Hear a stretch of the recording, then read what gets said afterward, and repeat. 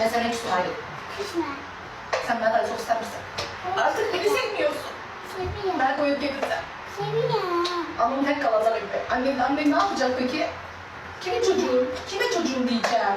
Yine ben sensiz bir gün ne kalalım Aylin? 24 saat. Küstüm senden Aylin. Artık sen beni sevmiyorsun anneciğim. Yok sen beni sevmiyorsun çocuğum.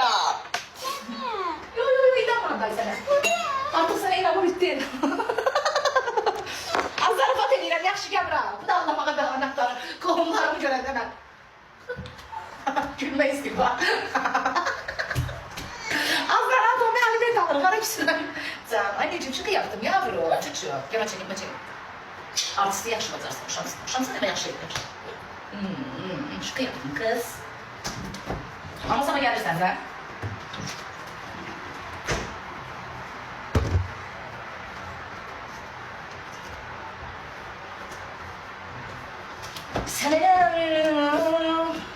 İşte otur yemeği bir aşkım şaka yaptım. Kız sen de her şeye inanıyorsun. Ay oğlum kalan bu stollara sokun.